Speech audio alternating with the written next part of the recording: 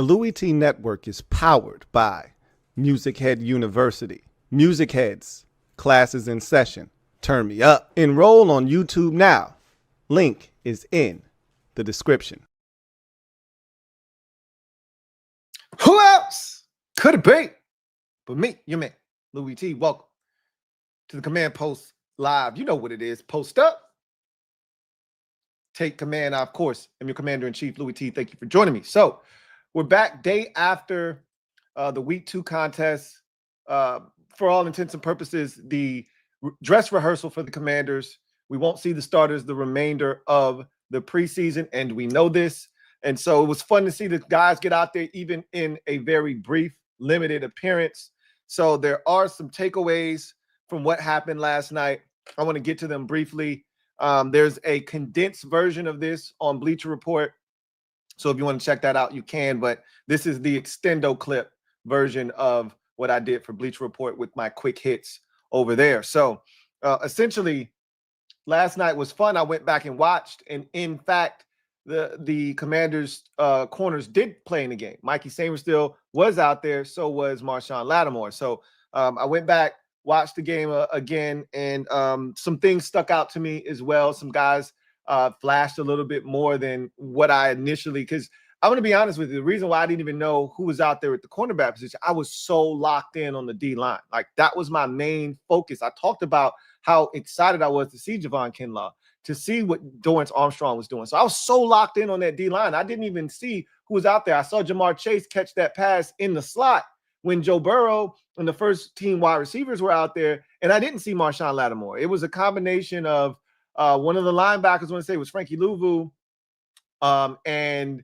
I want to say it was one of the safeties, Quan Martin, making the tackle. I didn't see any of the corners anywhere in the picture. And then when you see Jamar Chase pass interference with, and it's Noah Igbenogany, I just said, damn, were the other guys even out there? Because they were out there. It was so brief. It was quick.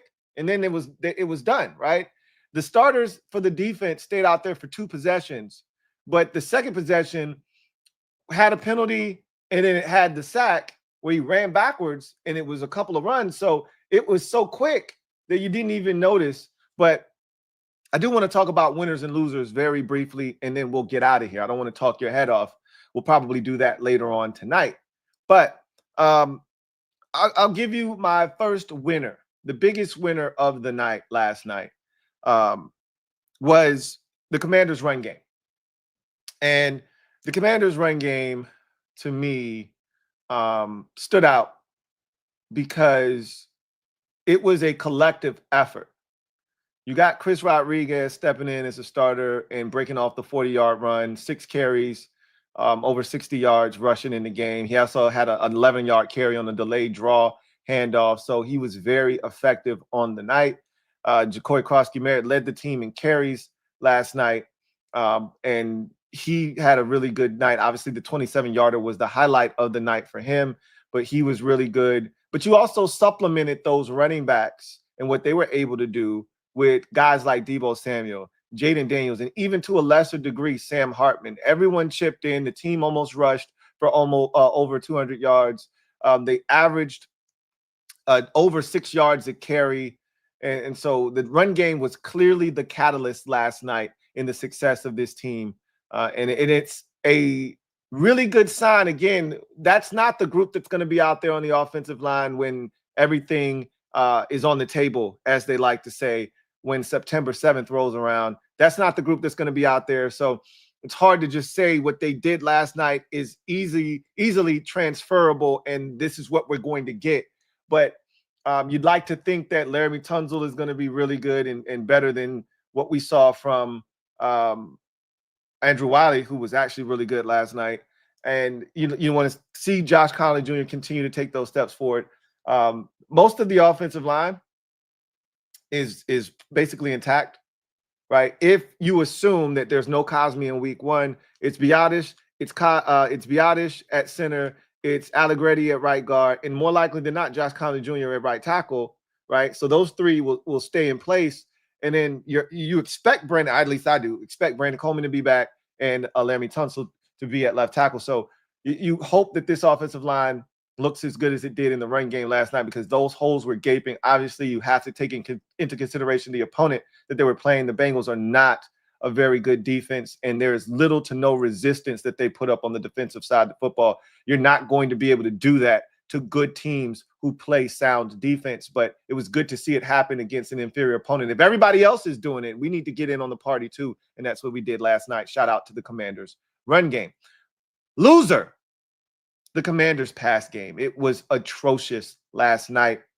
Jaden Daniels didn't attempt a single pass in his 4 snaps on the field. That left all of the passing duties to the 2 guys that are fighting currently for the 3rd quarterback spot on this roster, which is a race that right now feels like it is completely over, and neither of them win by default. They've both been horrid these first 2 preseason games, and I don't see anything that happens in the 3rd preseason game changing the minds of this organization to this point. I don't think you need to keep a 3rd quarterback on the original roster.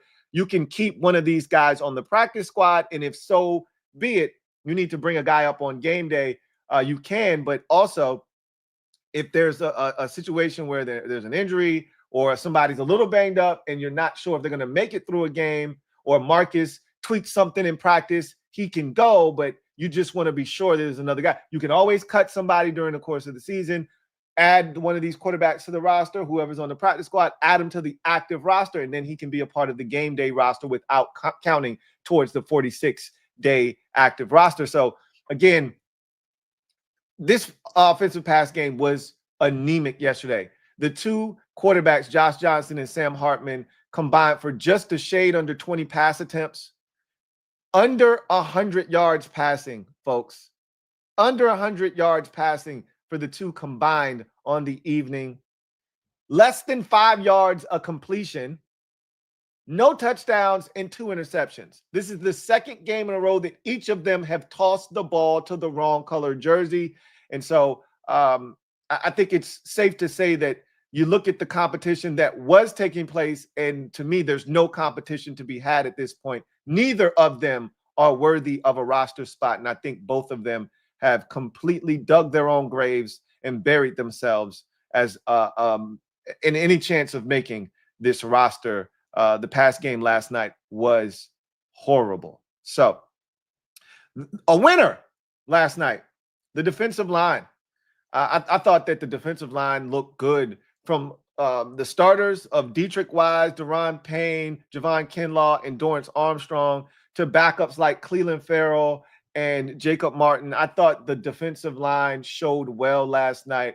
I was really pleased with what I saw. And then when you add guys like Von Miller and Frankie Louvu to the mix up front, I really think that this group has a chance to be super disruptive if we can stop the run consistently. And I like what I saw from the run defense last night as well, and especially knowing that there was no Bobby Wagner out there, and there were young linebackers like Ale Cajo, who I actually went back and watched and said, damn, Ale Cajo played well, because he was in there fairly early in the game. I actually thought he played well last night, along with Kane Madrano, who I thought also played well, and I told you as much last night. So to see what they were able to do up front, I thought this D-line did a really good job. They were very disruptive. They sacked Joe Burrow, even on the one that didn't count because of a penalty with Dietrich Wise. There was still pressure. He was still uncomfortable. There was good movement up front. I liked the activity. I thought they got off blocks and got to running backs, closed up holes, didn't allow, big gains. And a lot of that was being done by the defensive line. So I was impressed, and I can't wait to see more. It was good to see Jacob Martin win on an individual rush 2 plays in a row against a backup tackle. That's what he's supposed to do. It was good to see DA winning against a guard, something that I think he's going to get an opportunity to do this year quite a bit. It was so good to see guys winning individual one-on-one matchups, and I think that's something that we might be able to hang our hat on this upcoming season. Loser, backup defensive backs in this game. I thought there was an infinite struggle with the backup defensive backs. And we could sit here and kill Bobby Price and Carlin Biggers for their play last night. They were the chief culprits of, guys just getting beaten, torched, and cooked and filleted and sauteed all night. But Tyler Owens wasn't great in coverage last night.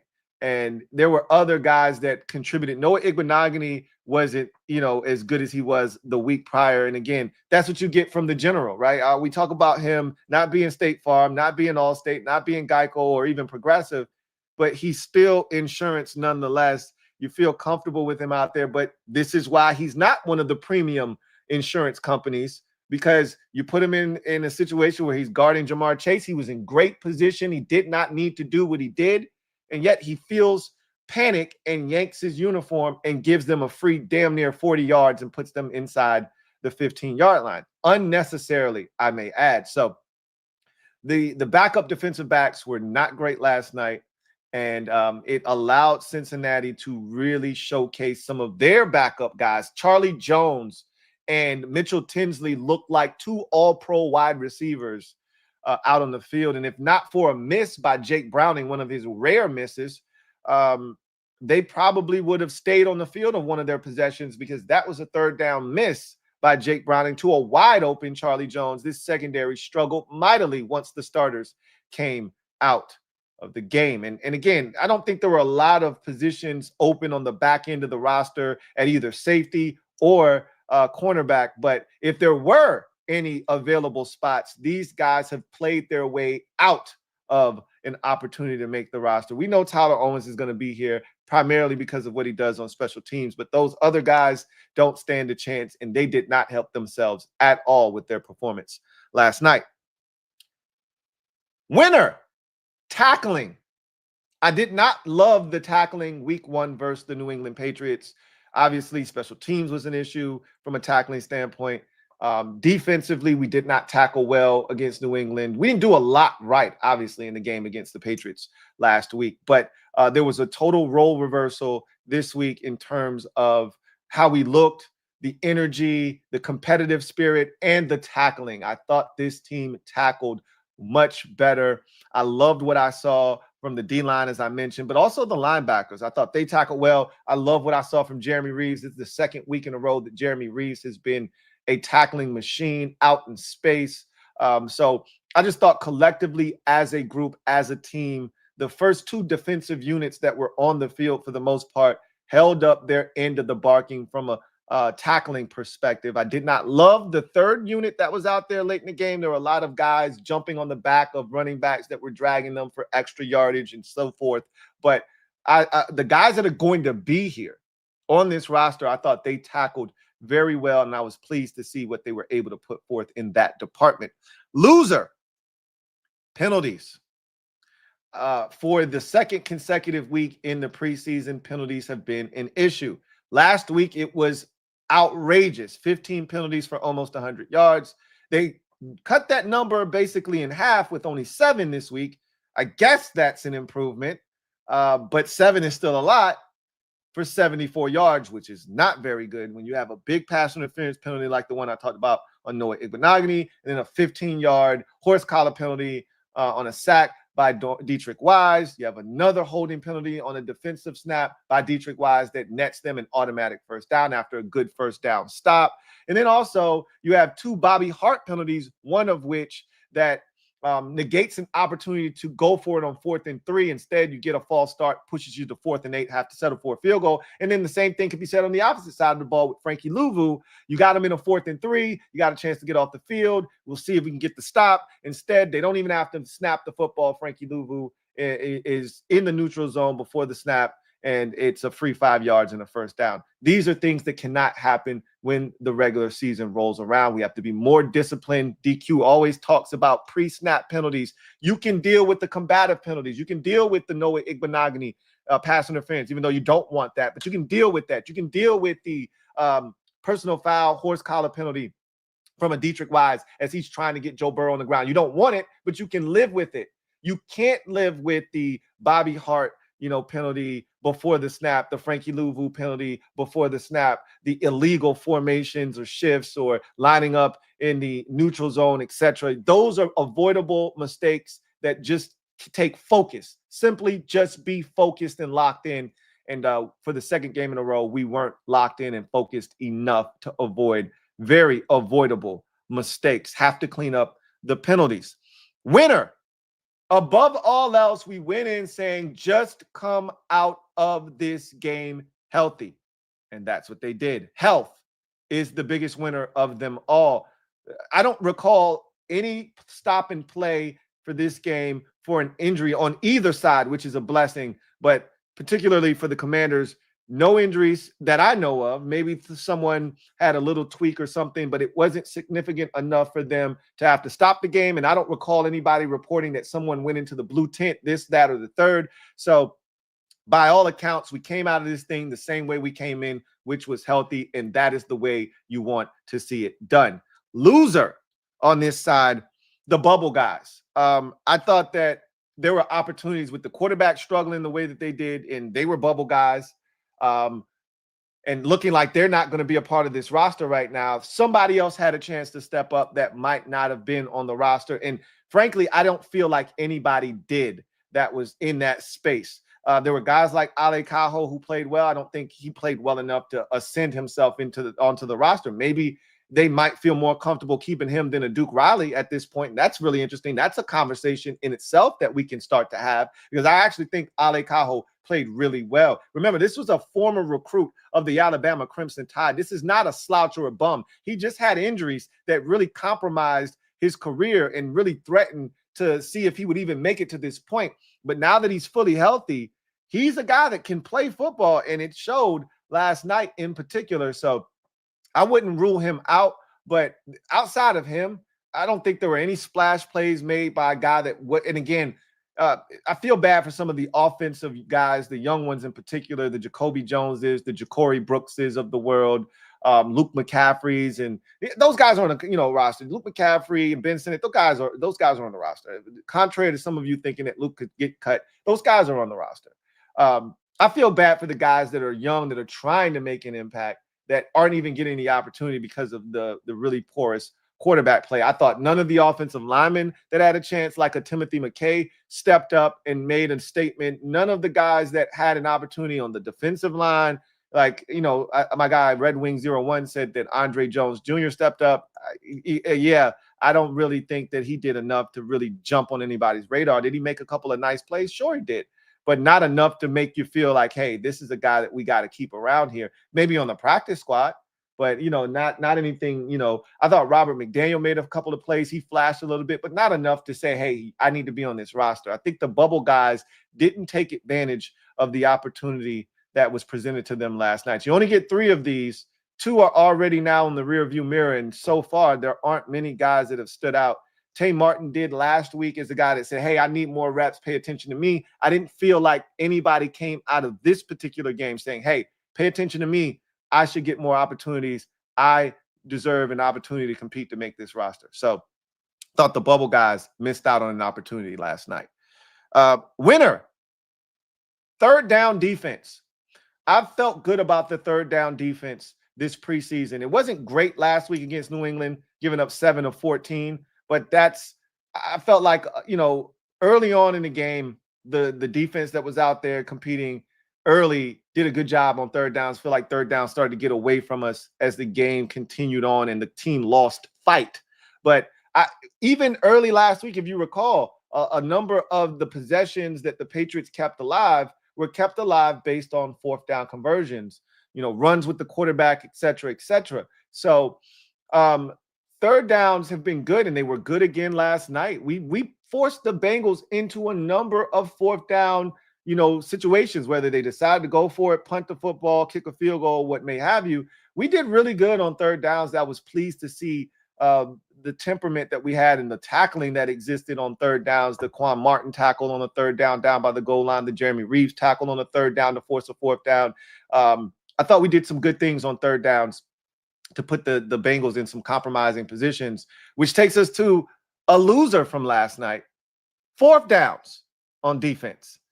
For the second week in a row, this team has not been up to par on fourth downs. So far this preseason, the Commanders have been on the field defensively for 5 fourth down attempts from the opposition.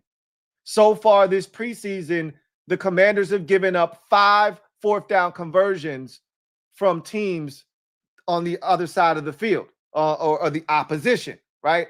So far, teams this preseason are batting 1,000 against this Commanders defense. The Patriots in the first week were 2 of 2 on fourth downs.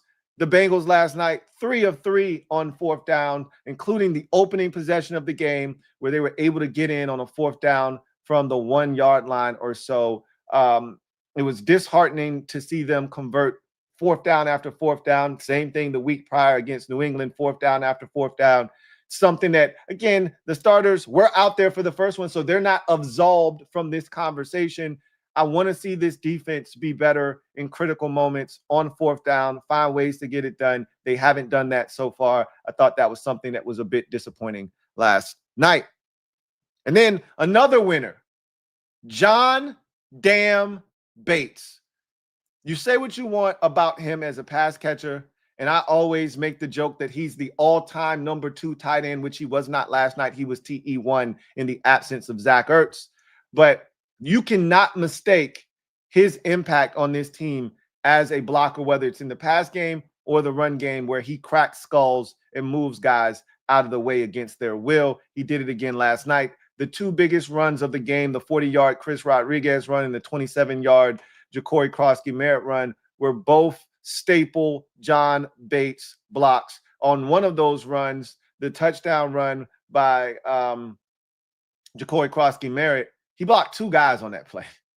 Took the first guy, shoved him into another guy, and pretty much plowed through that second wave of defenders and made it a easy jaunt into the end zone, basically, for Bill on that touchdown run. So John Bates continues to show his worth and why the Commanders decided to invest a 3-year, $22 million deal in the offseason. He's worth every single penny for what he provides this offense as a physical presence.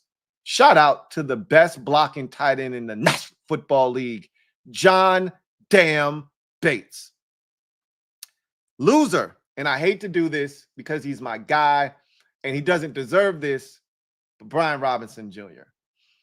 It had to suck last night to be at home and watch the run game in particular enjoy the success that it did. Look, we're all human beings, and you've probably experienced this. Maybe you haven't, but if you get fired from a job or you leave a job that you felt underappreciated at, you always want to just take a look to see if they're doing well without you. You always secretly like, I hope they struggle. I hope they shit tanks without me, because you feel like you're super important to the fiber of what they do and the success that they enjoy, and they didn't appreciate you or they didn't treat you the right way. So you hope that when you leave, when you remove yourself from that equation, that they feel the lack of your presence being there, right? They feel you not being a part of keeping that shit running smooth and that they miss you, right?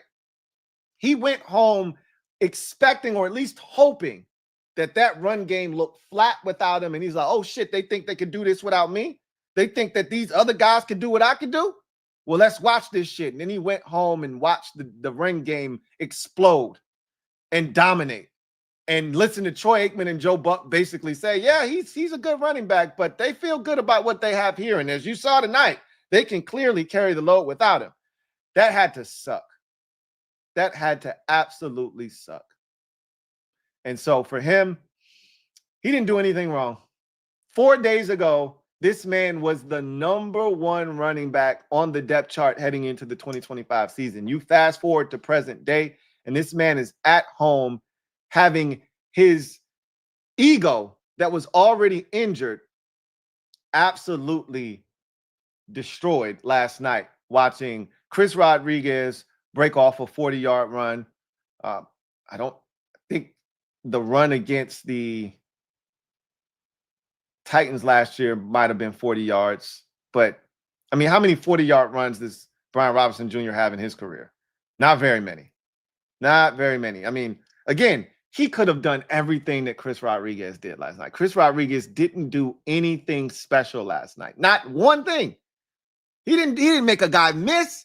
He didn't do anything extraordinary. He didn't stiff arm anybody, didn't run anybody over. Chris Rodriguez got the yards that were there to be gotten. Brian Robinson Jr. could have done the same thing. Those holes that were created by the guys up front were massive. Anybody could have run through. Demetric Felton could have run up those holes. Same with Kaz Allen. Anybody that was in that running back room could have done what was done last night. Bill didn't do anything on his 27-yard run. He literally ran to daylight and scored a touchdown. And so that had to suck if you were Brian Robinson Jr. But in any event, he was one of the losers last night. Winner, and I talked about this already, the youngins, right? The youngins played well last night. Whether you're talking about first-round pick Josh Connolly Jr., thought he played really well. Whether you're talking about fourth-round pick, who I thought was the standout star of last night, Jalen Lane. Whether you're talking about sixth-round pick Kane Medrano, obviously B.I. double in the 7th round. Or you're talking about a guy like Ale Cajo, who I thought flashed last night as an undrafted linebacker who got an opportunity to play early because there was no Bobby Wagner in the game and there was no Jordan McGee to be there to start. He got in the game early, and I thought he took advantage of his reps. So it was good to see the youngins get out there, make an impact. And I thought they were winners last night as well. So those are your winners and your losers from last night's contest. I think that this roster is pretty much set at this point. I don't think there's going to be much movement mentally. If you're the Commanders front office, you're the brass of this organization. If you're Dan Quinn, if you're Adam Peters, if you're Lance Newmark and company, I think you feel comfortable with who's on the roster and who's not. I don't think there's a lot of movement that can be done. Like that third preseason game against the Ravens, I don't think there's going to be many roster spots up for grabs at this point. I think you kind of know. And you may not be totally sold on certain positions if you're Adam Peters and company. So you may be scouring other teams' cuts when those rosters trim down from 90 to 53 to see if there's a guy that you can add a la a Noah Brown from last year. You're still going to be working the phones to see if you can trade Brian Robinson Jr. before you have to do the thing that you don't really want to do, which is cut him, which is what I think you're going to ultimately have to do. I don't think there's any value there. But to me, I don't really see too much movement on the back end of this roster. There may be one or two spots that are still up for grabs, where guys can make, like, again, I still think there's a chance there could be a sixth receiver. Like the door is not shut on a sixth receiver, right? I feel like there's 4 tight ends for sure on this roster. I feel like there's 4 running backs. I don't want to say for sure, but it feels like it's trending towards 4 running backs being kept at this point. Will you keep 5 linebackers or will you keep 6? And if you do keep 6, is it Duke Riley or is it Ale Cajo? Those are the things that I think, and look, if all things are equal, you keep Ale Cajo over, Duke Riley, and you can keep Duke Riley on your practice squad if need be, right? But do you have to keep a 6th linebacker? I don't know if that's necessarily necessary at this point, right? Assuming Jordan McGee is going to be healthy, and I don't even know if you play him in the 3rd preseason game just because of his, propensity to get injured. I don't even know if it's worth playing him out there, but at the same time, he needs reps. So, you can't put this man in bubble wrap. It's football. If you can't trust him to stay healthy, then what good is he anyway? So at the same time, I'm like, guys that need reps that are going to make this team, like Javonte Jean-Baptiste, if he's healthy enough to go on Saturday against the Ravens, play his ass. He needs the reps, right? If Jordan McGee is healthy enough to go against the Ravens on Saturday, play his ass. He needs the reps. So it'll be interesting to see some of these guys that are starting to get healthy.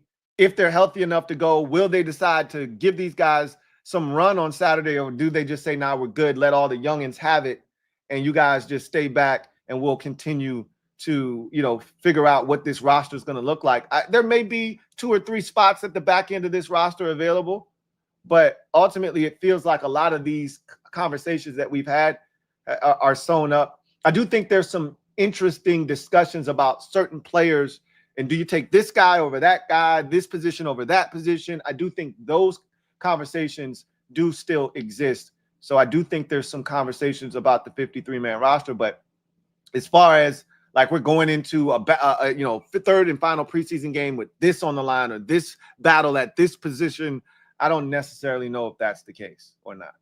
So Anyway, I digress. Let's got a couple of comments and then we'll get out of here. KQ Sports Talk. Been a member for 16 months. Who writes, Commanders Kings tonight, Lou? Yes. Tonight at 9. Translation 9:15-ish, 9:20-ish, somewhere around there. But we'll set the stream for 9 o'clock. But yes, Commander Kings tonight at 9 over on the Commanders Kings channel. Yes, indeed. Ben Schmoder, thank you for being a member for 3 months. Truly do appreciate you. Writes, hey, Lou, respect the DC Defenders. I think you have the wrong channel. I think you meant Ed. You meant to go over to the real Ed Oliver's channel and talk about the DC Defenders. You didn't mean to do that here, right? No, wrong channel, Ben. Right? You know how there's a saying, new phone, who this? Wrong channel. Who this? Like you're not talking to me about the DC Defenders. Door Gunner, thank you for the super chat. Greatly appreciate you. Thank you for being a member of the MOB. Be my guy. Door Gunner writes, feel bad for some of the offensive guys needing good tape when the QB play is trash. I told y'all last night that it's hard to evaluate a guy like Luke McCaffrey, and I'm pretty sure some of you have seen some of the all 22 that's circulating around social media, because like it's easy to pile on guys like Ben Sinnott and Luke McCaffrey for not having any statistics logged last night and just attribute it to those guys being ass and those guys not being able to separate and get open. And then you see some of the clips up there and you're like, damn, Luke's open, Jalen Lane's open, Ben Sinnott's open, and these quarterbacks aren't even looking their way. They want the easy check down, and they're doing, things with the football that are unsavory. And you're just like, how are we supposed to evaluate these? That's why I said the third quarterback competition is dead. Dead, I tell you. If you ask me, there is no third quarterback competition. That guy doesn't exist here. Maybe a third quarterback on another roster exists. Somebody made a great point that I absolutely love, which is, why don't we just call up Jeff Driscoll and say, hey, Jeff, you still feel like playing football? Are you in any shape? If so, you already know the scheme. You were here last year. We'd love to have you come be on our practice squad, because clearly these two guys ain't it. They are not it. So, again, if you get to your third quarterback, it doesn't matter who the guy is. If you get to your third quarterback, you're screwed anyway. I mean, that's why I don't want to make a big deal out of it. I just, like you said, and you made a great point, and you said it very eloquently, Door Gunner. I feel bad, not for the two quarterbacks. They've made their own bed. They got a lie in it. I feel bad for the guys that are impacted because of their play. Like Luke McCaffrey's not getting an opportunity. Jalen Lane could have had more opportunities last night. I said I want to see some deep shots taken. We really haven't taken any in the first two games. We took some in the Patriots game, but they felt like deep shots you just take just to say you threw the ball deep, just to keep the defense honest. They weren't legitimate deep shots that you throw because you think you got a chance to hit it. Those were hey, let's just make sure the Patriots respect the fact that we'll throw it deep. Even though it's double coverage, there's a safety over the top, and this ball has no chance of being completed. I'm just going to throw it anyway, so they back up a little bit. They didn't throw the ball deep at all last night, and there were opportunities on both sides with both Luke McCaffrey and Jalen Lane to do so with one-on-one coverage and no safety help. And, these quarterbacks didn't even give them a look or the time of day. It was really disheartening to watch. But we knew that based off of watching them play, that this was what was transpiring. It's one thing to say it. It's another thing to actually see it and go, damn, Chitlin circuit. So anyway, I digress. Door Gunner, thank you for the super chat. Greatly appreciate you. Double up. Thank you for doubling it up. Who writes, the let Bates walk crew are clowns. Bates does the dirty work we need, makes up for the poor tackles we had, and helps the run game. There was a crowd last year that told me I was crazy when I said, oh, John Bates is definitely back. Like, John Bates, are you crazy? Because all people think about is athleticism and ability to catch the football. They don't think about the other things that go down and the other attributes that make guys really good football players. All they think about is, how can I get a guy that's going to be dynamic in the pass game. And that's not all that being a tight end entails. Like, you could have a guy that specializes in being an athlete at the tight end position, but so you better have somebody that can do the dirty work. You can't have Jordan Reed and Vernon Davis and that be your crew of tight ends and expect to do damage in the run game. That's why we couldn't run when Jay Gruden was here, because he had a bunch of pass catching dudes who really didn't block all that well. That's why the run game suffered so much. So John Bates is a necessity. We need John Bates on this team like we need air to breathe. And for those that said that John Bates shouldn't be here or wasn't going to be here, I'm not here to call them out. I already pointed my finger at them and wagged it already this offseason when he got his deal. I don't need to rehash that. But for those who know, they know the value of a John damn Bates. So that's going to do it for me, your man, Louie T. I thank you guys for joining me here on this quick winners and losers from last night's preseason tilt with the Cincinnati Bengals. Real quick before I let you guys get out of here, you already know what's coming, but I have to do it anyway. Commanders Kings live on August the 24th, the day after the final preseason game. Come join Rico, Rio, Ed, and myself, the Commanders Kings, live and in color at Crystal City Sports Pub in Arlington, Virginia. So excited to meet the fellas in person for myself, but also meet all of you in person. For those of you who I have met, it's going to be cool to chop it up with you again. For those of you who I haven't met, it's going to be great to meet you for the first time. It's going to be a great event. We're going to have so much fun. We're going to have so many things that we're going to discuss. I just talked about the roster. That's going to be a hot topic that we'll discuss. We're going to talk about the season. We're going to talk about so many different things during that particular live stream. It's going to be an event. It's going to be a vibe. It's going to be everything that we've talked about and then some, and we want you guys to be a part of it. Don't miss out. $45 gets you in the building. We have less than 15 tickets remaining. The number of tickets continues to dwindle. We are close to selling out this event. It's going to sell out. And if you want tickets and you've been debating on whether you're going to come out or not, you better make that decision fast, because soon we will have no tickets left. Shout out to everyone that's already gotten their tickets. Shout out to everyone who has donated. Again, if you want to purchase tickets, mods, if you will, do me a huge solid. Drop that link in the comment section of this video. It's also going to be in the description of this video. Click that link and you can follow the prompt to get your tickets. If you want to donate, can't be there in the physical, but you want to be there spiritually and support, you can do that as well by clicking that same link and going all the way down to the bottom of that screen, and you will find all of the options, bronze, silver, gold, and wild card, where you can donate to this event. We can't thank you enough. Every donation that is made will also be shouted out during the live stream, because we want to make sure that anyone that supported this movement is recognized. And we can't thank you guys enough. It's going to be a great event. We want you there. Bart Scott.